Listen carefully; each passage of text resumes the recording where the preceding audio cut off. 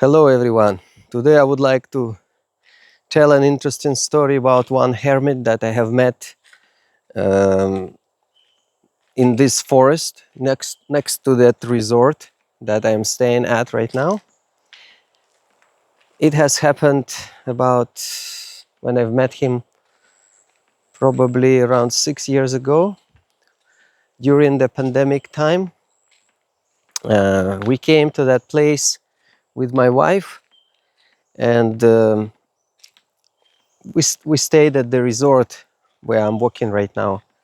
And actually, I'm going to the place where he lived in the forest. It's a nice place, and that's why I want to share this story because it's quite unique. Because it's kind of influenced me and affected me a bit, and I feel like this is something that we can, you know, we can share and think about.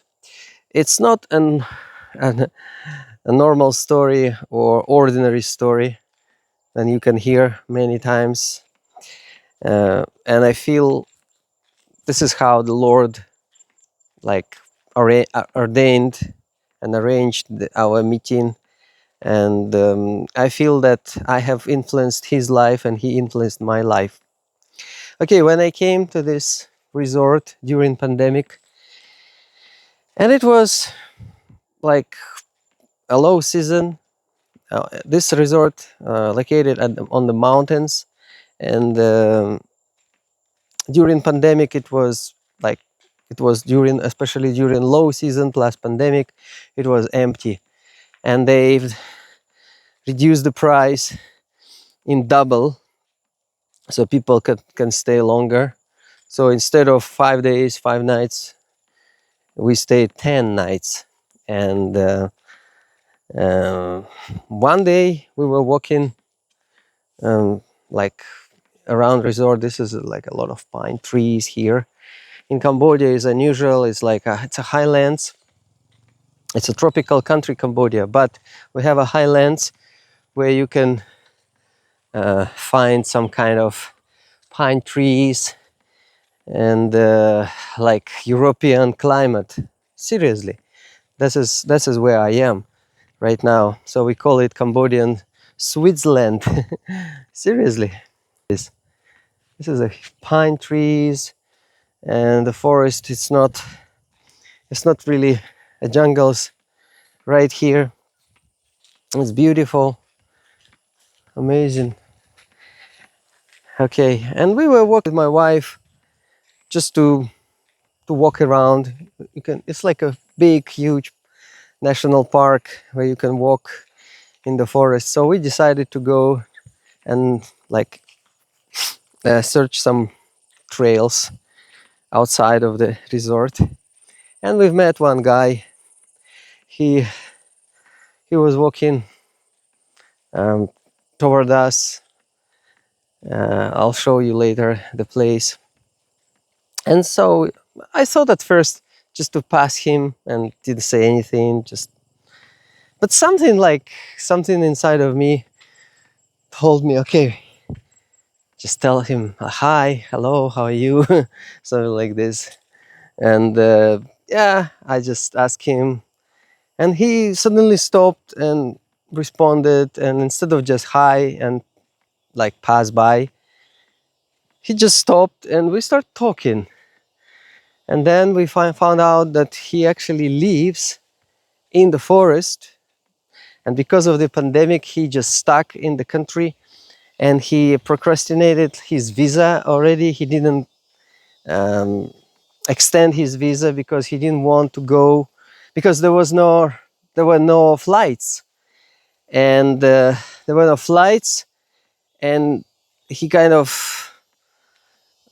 procrastinated the visa, and then he didn't want to go to the town because he was afraid they will start to check him. And yeah, it could happen. Check him and put him in some kind of quarantine or whatever, I don't know. So he decided to wait until it will calm down. And stay extended up to 2 years, like that. And during this time, he has found this place, that resort, and he decided to stay here. He is not like a bum. He's not a drug addict or alcoholic man. He's just a hermit.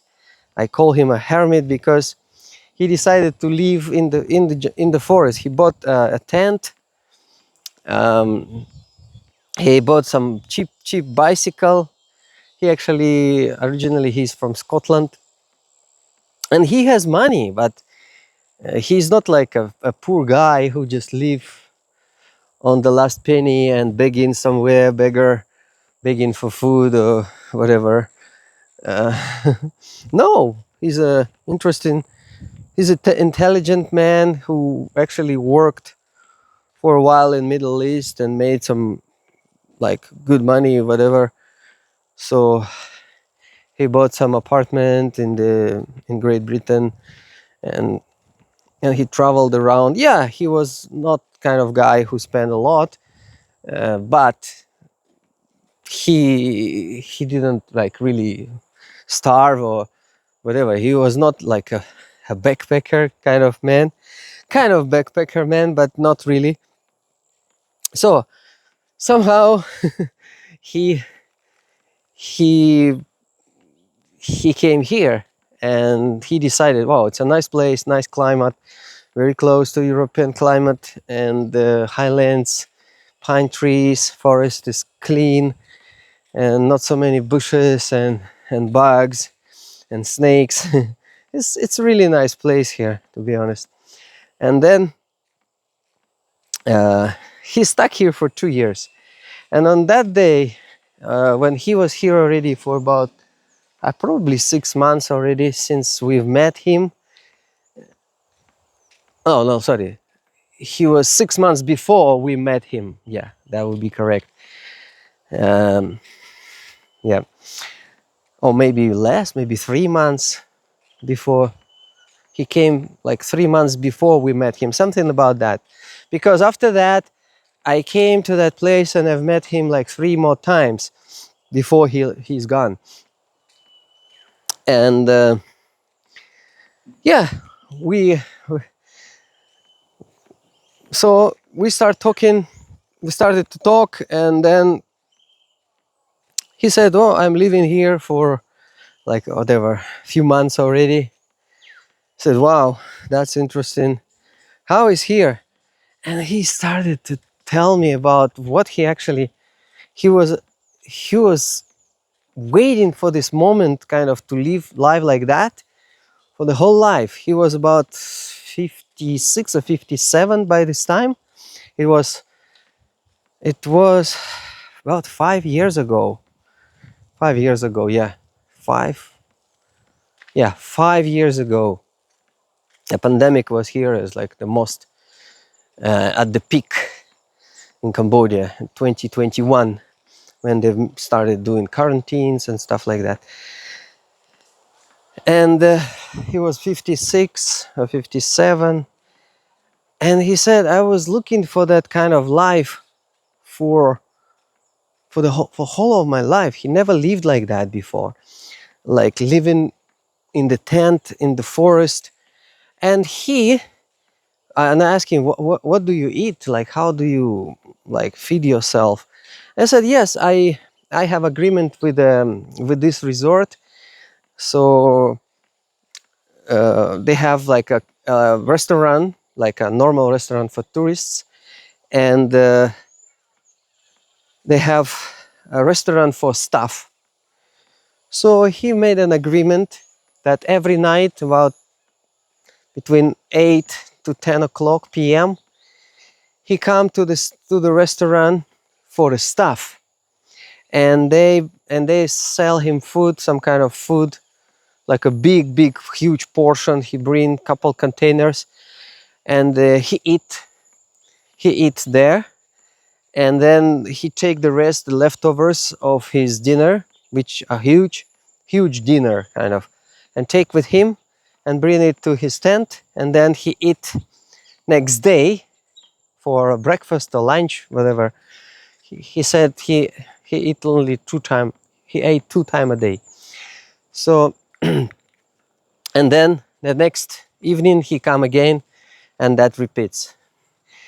So that's the way he actually was feeding himself and eating. Okay, actually I'm coming close to the place where we've met, and this is the part of the resort. It's a beautiful, beautiful resort, Kirirom, V Kirirom. If anybody come one day to Cambodia, I definitely recommend to cool down from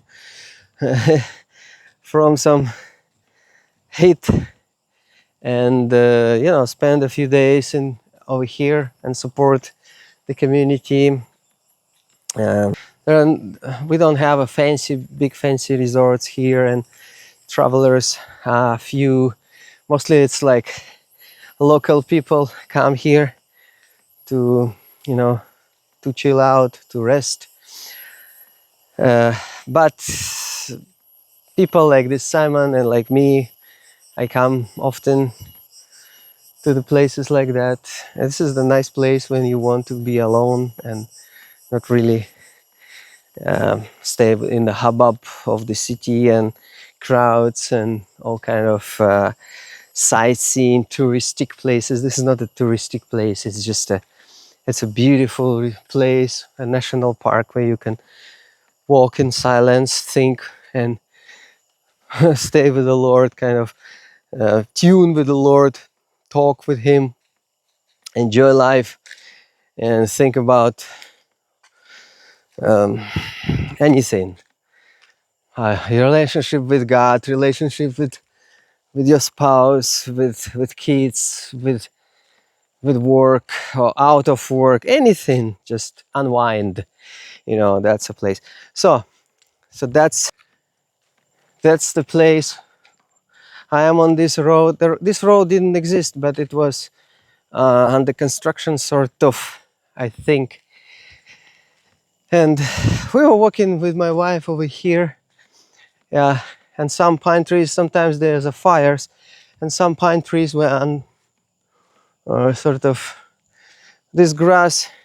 Yeah, when it's dry season, this grass become gray, and they burn this grass, and because of that, also the pine trees sometimes fall, and every year they have fires in this forest, and this is sad. And I remember we were walking with my wife, and we've seen some fire around. So it was not it was a dry season. So dry season, I think it was probably January or something like that, or December. Okay, yeah. So we were walking here, and he was approaching from that side over here to us, walking toward us, and then yeah, we've met somewhere here, and then we stop and start talking, and he told that he's living here for a while, a few months already, and we were kind of surprised. Wow, how come here without without visa, without anything, and he said, yeah, well, I didn't expect to stay here for a while, but God, he started talking about God's will, nature, whatever. And I'm a Christian man, and to me it was kind of wow, uh, just a man. Yeah, exactly. We've met on this trail over here. Yeah, yep. I really want to talk about this situation because it's actually made like a big impact on my life. I don't know why, but it is made. That's why every time uh, I come to this forest, I go and visit the place he lived. Yeah, It was here. It was here. Okay. Yeah, I will continue to explain the situation. Okay, and then he said, "Oh, let's meet together and talk. You know, sometimes I live here because it was pandemic and there were not so many people. And actually, he was quite a person. He didn't really want to, especially when I said I started living the life like that in the forest and just go at night around 8 or 9 o'clock. I go to the restaurant for the stuff, get the food from them, take my laptop, and do some research about pandemics and what kind of a fraud or whatever it is, and how it's like screw the whole world and scare the whole world with this. Uh, and he said, I have changed a lot. Man was 56 years old and he has changed because of this thing, and his life has changed to the positive. He said, I started thinking about things I've never thought before. I was working, I was doing different things, and finally I understood that I have lost my goal. I have lost my goal in life because this life doesn't lead anywhere. It's just it's just a vicious cycle of things that I have to do. And for me, as a Christian person who knows also, like that, yeah, like Jesus said, if you will never hate your life, you will never be my disciple, right? So how come? How can you be happy here within this world when actually this world is just taking and taking and taking from you everything and doesn't give you anything back, right? So it gives taxes, it gives you it take your taxes, takes your energy, takes your talents, takes your best year, and then what in return? In return, you maybe can get some pension, maybe not, maybe you can get some, but who will care? Who will care? And then he just he just realized that this world cannot give us things that we actually need. And but when he started living his life in the forest, that he got everything back. He got back his purpose. He got back his happiness. He got back his identity of who he is, and like that he's a God's creature. He's a person who, and we like the person who's supposed to be happy, and he became happy and free. And he said, we don't need much. We actually, to be happy, we don't really need much. We need little bit. We just need little bit, because God gives everything us. And he was right. And even for me, like I'm a Christian, and I was so amazing to hear this man and to listen to him, and just to realize that he is right. This man is really right. And then he said suddenly, I would like to invite you to my place. And he said, I seriously, I do not invite people. I don't want people. I don't want to see them much since I come here. I only talk to people if necessary. uh, so he really became a hermit, kind of a person who lives on his own, um, like absorbing this world around him, nature. And he said, I want to invite you because I feel something from you. I feel like you, the people who cares and understand what I'm talking about. And actually I'm walking to his place where he lived. And I said, okay, great, sounds good. Um, And he said, I would like to show you one trail, a beautiful trail in the forest, in the jungle, So this place, kind of dry place, like I said, there is not so much jungle. But if you go down in the stream, especially following some stream with water, yeah, you will see some jungle. And yeah, a couple months later, I contacted him again, and I took my two daughters, and we came to him and my friend with his daughter. So four of us came, five of us. Uh, yeah, me and two of my daughters, and my friend and his daughter as well. So five of us, we came to him, and he said, "Okay, let's go." And he has shown us his property, kind of property that he has made in the forest. And I'm very close to that place, very very close. Very soon I'll show you the place where he lived for 2 years, where he meditated, where he kind of, these 2 years is just not small 2 years. It's a big life. 2 years in the world where we are working, we just living in the like a normal life, and kind of normal life, what we call it normal, but it's actually far from normal a lot of time. Uh, so, but living 2 years in the place like that, in the place of here, his place he lived at. I'll show you later, but that's the area, this kind of open space, and this is a pine trees that was significantly shorter at that time, not that tall at all. This one, that one at all, but they were very small.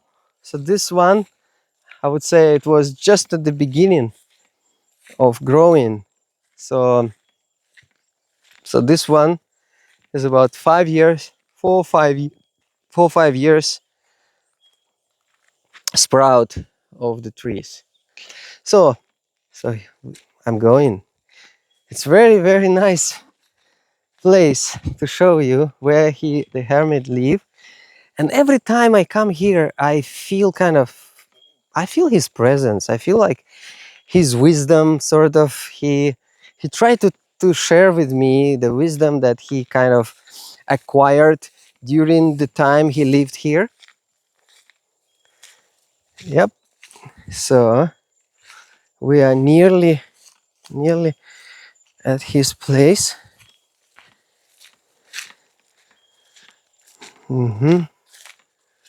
Wow. Let me see. Okay. Yeah, he lived in this. Okay, yeah, here he is. That's the place. Wow. I feel his presence here, even he is not here anymore. So here you see these boxes.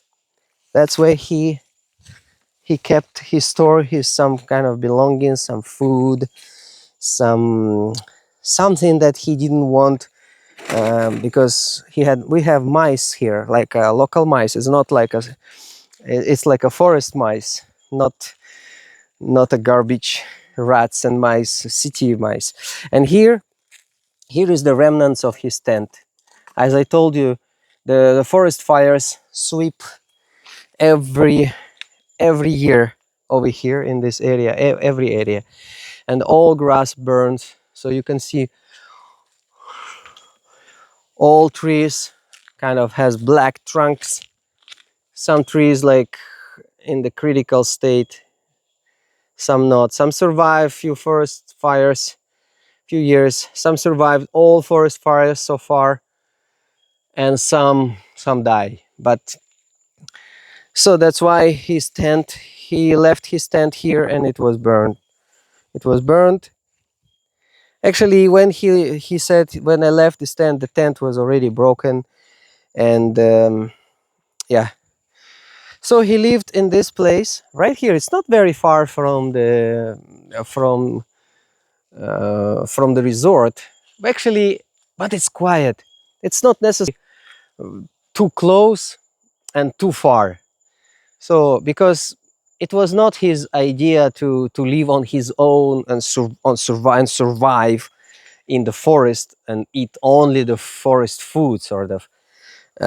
Probably he could, but it it would take so much time to to grow food, and he's not a farmer. He's not a farmer. But the point is that he was buying the food, and it's okay. He had money for that. So he spent maybe I don't know, $200 on food for a month, and free accommodation here. And but the main thing told me about this place was, and not just this place, his experience is that he, like I said, he come back to his roots and understood who he is and about God who protected him, and he started walking barefoot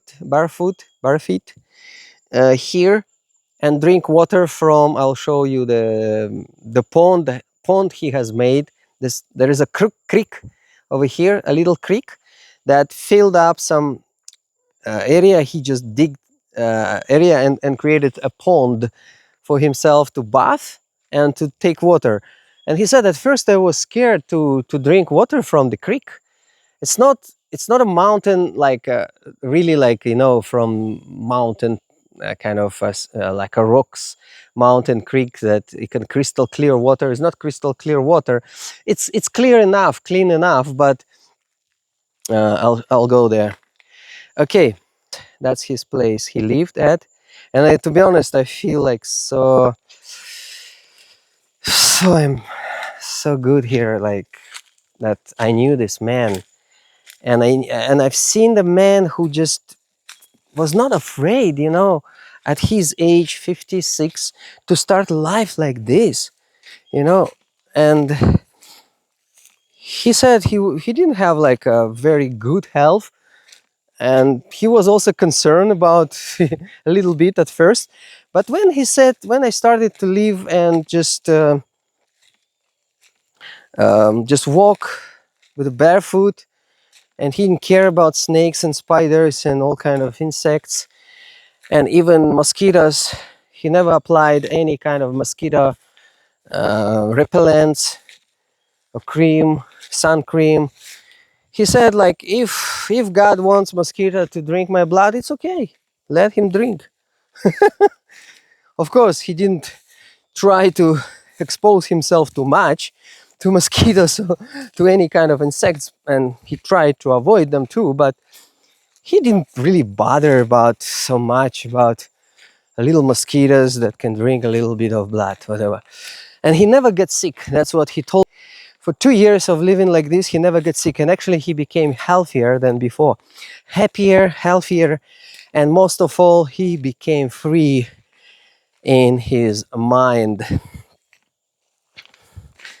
Well, again, my whole idea of telling this story is not to make you guys to think that I try to propose this kind of style of living or the way of living, and because I do not live this way, not because I don't want, but God didn't call me yet to this kind of way of life and experience. Maybe one day, when persecution sweep over the earth, when Antichrist will come, right? Everyone knows about that, I guess. Ooh. And yeah, I think maybe we will. The God said that He will give eagles wings to the church, right? To the wife, so she would fly and hide for 1,260 days. Okay, I'm nearly at the place he has made for his bath. I probably a little bit, not exactly where it is. So I'm trying to find. Actually, I didn't take my. I'm walking with my. Wow, with my slippers. I already a little bit cut my legs a little bit with the grass, but it's fine. Since okay, so this little creek was here. I don't know why it didn't come anymore over here. I suspect because of the road they built. The road that they built, the road I have shown you on the way on the way here. So that, ouch, ow, ow, what was the? See, look at this. It's kind of a plant with thorns like this. You know, it's huge thorns. Like, wow. Anyway, it's a bit hostile environment, a little bit. As I said, next to the creeks and water. But again, there is no creek anymore. You see, that's the pond that he digged and have made, so the water was freely flowing before. And it's a rainy season right now, so it's supposed to flow through, but it doesn't, because I suspect of the road that I have on the way here, they've made something, a drainage that they didn't allow the water to flow from there to here. So I guess that's the problem.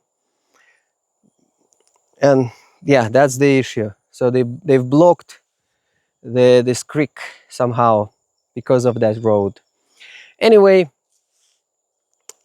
thank God Hermit doesn't live here anymore. But before it was like, it was not big, but it was a small creek flowing through the this kind of field and grass, and it was not really very clear water. It was a little bit muddy, sort of muddy, but it was not stagnated water. So he was drinking from this water. Just when I saw it was full like this. So it's about um, I think it's about this kind of bath would be around a waist, the depth. The depth about the waist.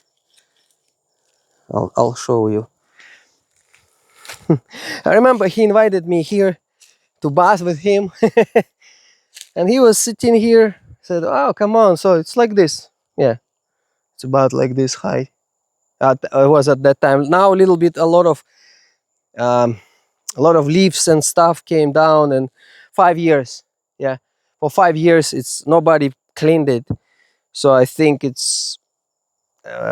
became maybe like this, or like it should be like this deeper than that. So when he was standing, it was about like that, and he was drinking from this water easily, and he just filled his bottle and he just landed to my daughter. "Oh, please drink, no problem, no problem."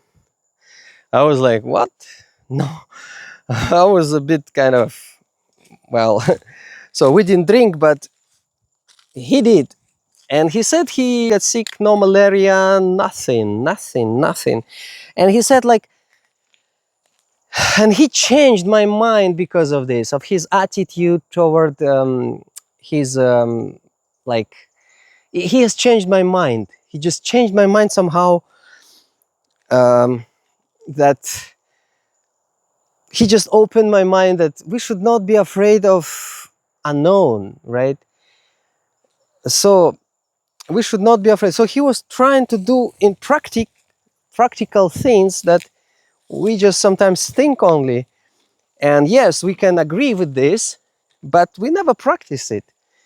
Not because we don't want, but maybe we don't want. Maybe there is a situation that actually the situation that he didn't plan to do that, right? So sometimes the situation can throw you into that, like God can throw into situation, right? And you have to deal with this. So that's what happened to him.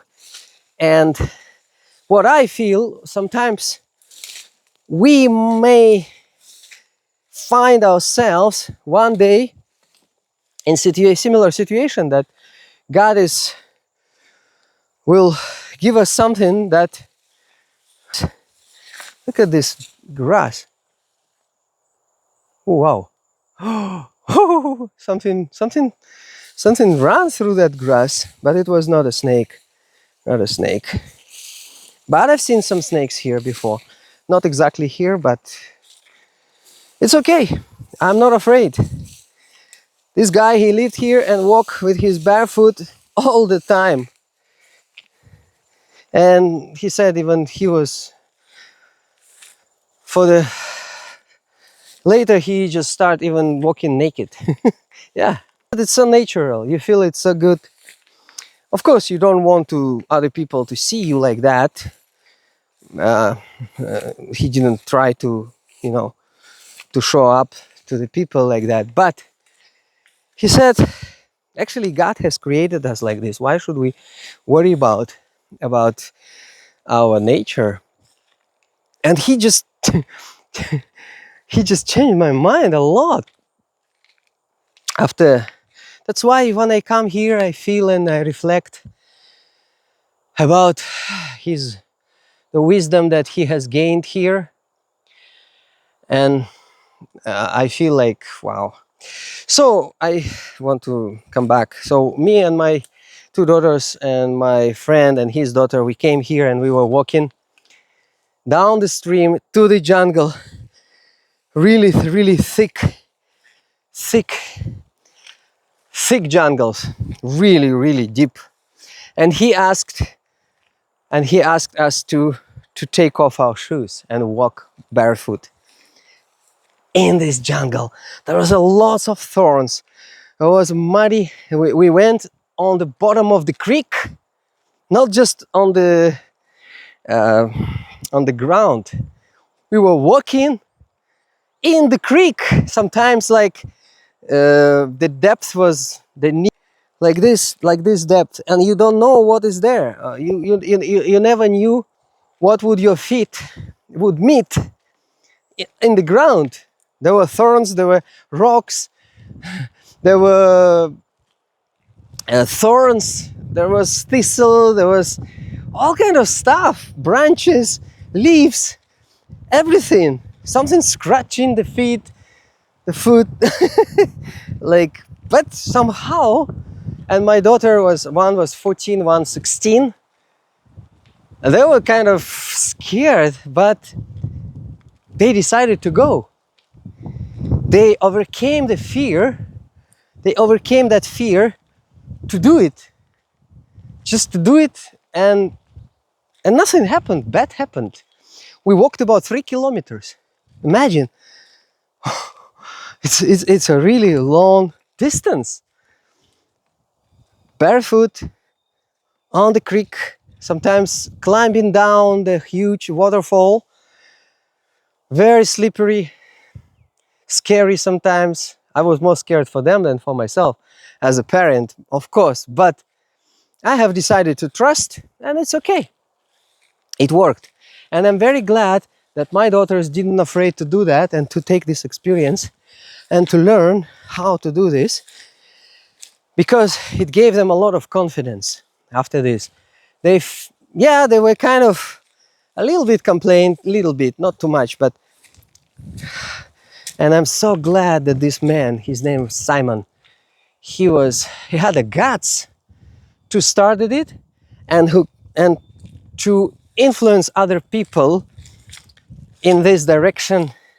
Because, oh, look at this, wow, a beautiful flower. You see, this kind of flower, it catching insects. Very, very nice. Very, very nice. This kind of flower catching insects.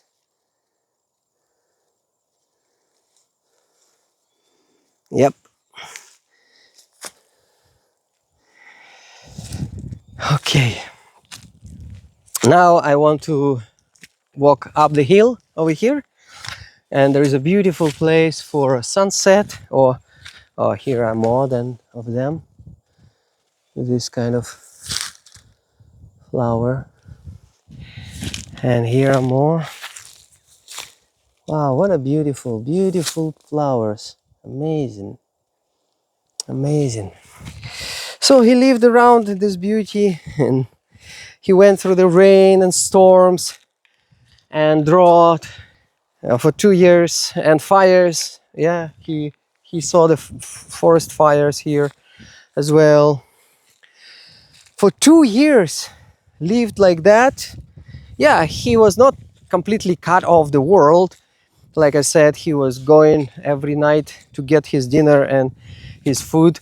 Plus, he used his laptop to do some research and to talk about bad side of the pandemic. He was totally against of that, and he was convinced that there was a fraud. Uh, it was man-made thing, which I also agree. It was not like coincidence, like some kind of coincidence or kind of some kind of thing that people didn't know. Well, so he was doing this and try to communicate some people and talk and share his findings about pandemic and stuff like that. Then after 2 years, he finally decided to go because he told me that he has to go and see his father. His father was quite old, about 80 years old, and he in a poor health. So he said, I need to go and see him before he died and take care of him, because that's what I feel like. He said, in my heart there is a tag that calls me, kind of calling to go and do that for his father, which is great because so he was kind of a person like who did not just try to run away from people, you know, and be a hermit and holy kind of man. No, not at all. He was just a normal guy who like basically was searching in his heart for something for a long time, for his long life, and he had his ups and downs, and finally he got into a situation where he just stopped, you know. The God has made him to stop and to you know, to know him, to reflect. And when I came and we start talking about Jesus and God and stuff, he just accepted everything like with open heart, you know. And for me, I accepted. So I think we should exchange these kind of things together. That's what the life of people should be, like that, you know. Even Christians, they like pastors. Don't think the pastor know everything. No. Like, can the pastor live like this? Can he experience things like this? A good pastor, I think, he must learn from other people, how the God works. And this is what I've learned from this man. I'm not a pastor, big pastor. Of course, I teach. I can say I'm a pastor too, a little bit.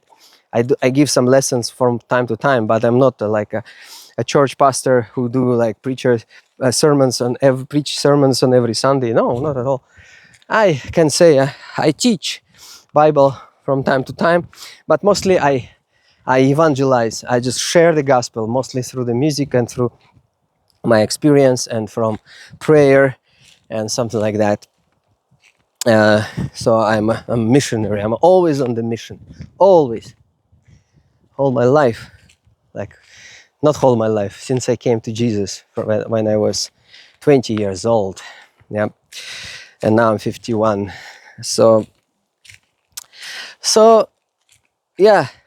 So he went and he got blacklisted, of course, when he tried to cross the border and leave Cambodia. He was blacklisted because of his visa procrastination. He stayed in the immigration jail for 2 weeks. So this is a normal procedure for everyone who break the rules, and they try to figure out what happened and if he made any crime and try to escape. But he didn't do any crime accept breaking immigration law because of the COVID, and he explained this, but they said no, sorry, rules are for everyone. Yes, he has to be obedient to the rules, and there's no question.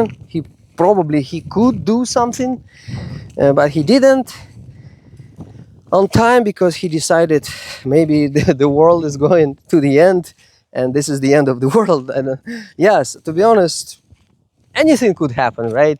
When something happened, like pandemics happen and people got locked, and nobody knew what would happen. Like, is it will it be finished or not? Nobody knew. Or maybe the whole world will die or something. All kind of apocalyptic events could take a place, but they didn't. Thank God, we still have time to preach the gospel and to share our experiences. And here is the place, guys. Look at this beautiful, beautiful, wonderful place. And here I'll play some music because I feel this is the place where I should play my song. Okay.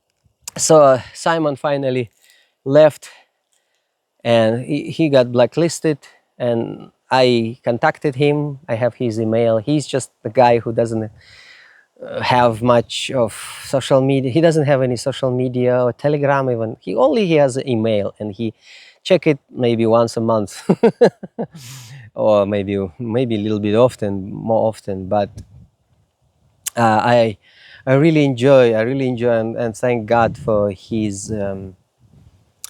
time here that I've met him, because what he has shared, his viewpoint, his aspiration, his understanding, and it has happened like like suddenly even for him, and it's amazing. This is the Lord. This is how the Lord works, and we should be thankful for people like that and enjoy time with them and enjoy and we should pray for more people like this, because this kind of people, they can change people's hearts.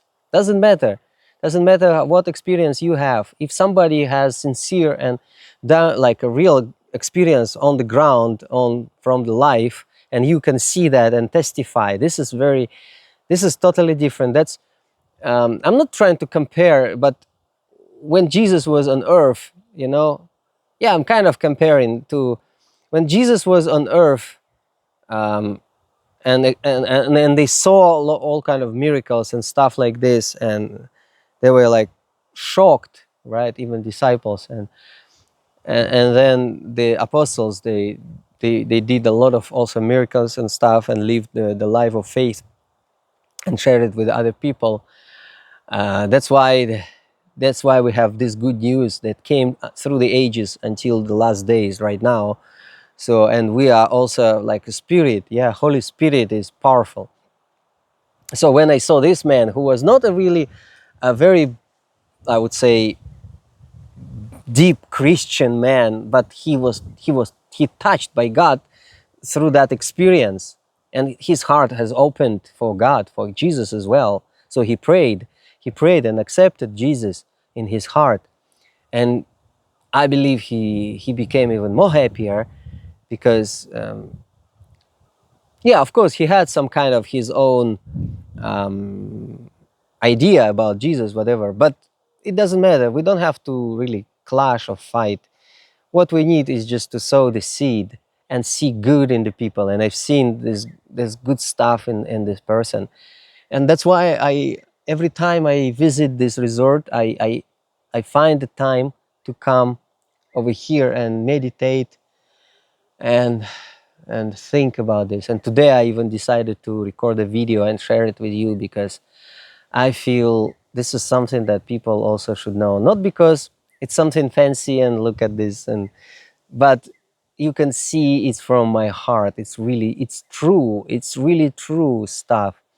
And I urge you to look around, and you can see people like that, and the God can open your eyes, and you can find people who are different, who do not really follow like live in the world. Like the world is just trying to swallow us, and and do not give us back anything, like what I said before.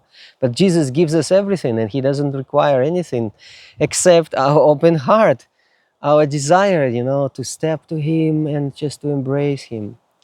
Hallelujah. Okay, God bless you. And this is the time for a song over here at this beautiful place with this beautiful sunset. But we can't see sunset because it's a rainy season, but sun is somewhere here, and maybe soon it will appear on this horizon, maybe just for a blink of an eye, just for a few seconds, to splash the light and dig down, not dig down, jump down, whatever, dig down.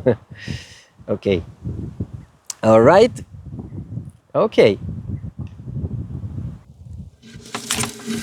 Okay, here I found a spot just behind me, that beautiful sort of sunset. That should be a beautiful sunset, but it's time of the sunset, you can trust me. Okay, here I would like to perform a song that what I feel like it comes with a theme of this walk and talk today, this evening, about this hermit. And this song is about shepherd of love. It's a story from the Bible, when Jesus said about the shepherd who just leave 100 sheep or 99 sheep just to find one sheep, lost sheep. And I feel like that's what happened. This kind of one sheep, this kind of Simon, this kind of man, that we've met, went, and he was alone, and God sent us sort of to go and find him, or he find us. I don't know how this happened, but that's the story. And then he received Jesus, and he got connected with God through his experience, and plus he received Jesus on the top, because God knew that he touched his heart, he's opened his heart, and he was ready to receive Jesus, because Jesus said that anyone who seeks God comes to me. So the song is Shepherd of Love.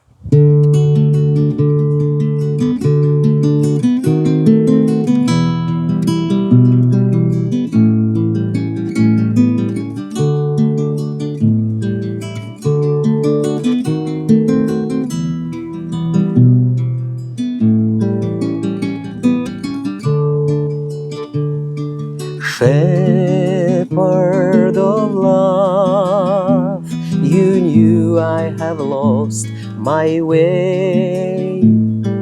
Shepherd of love, you care that I've gone astray. You sought and found me, placed around me strong arms that carry me home.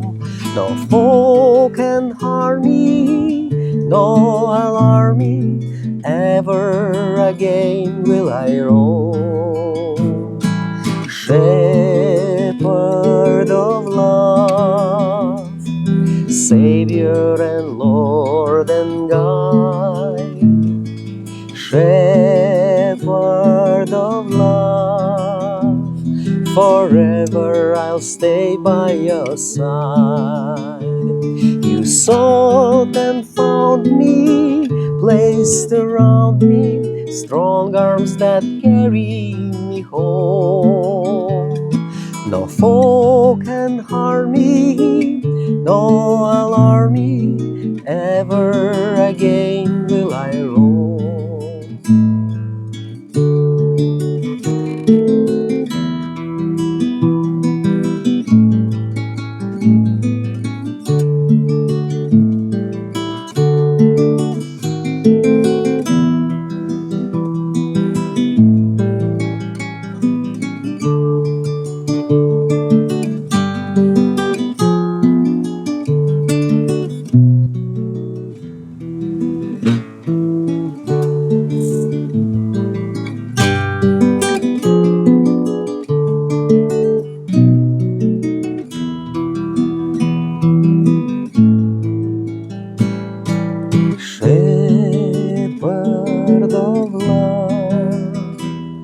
Forever I'll stay by your side.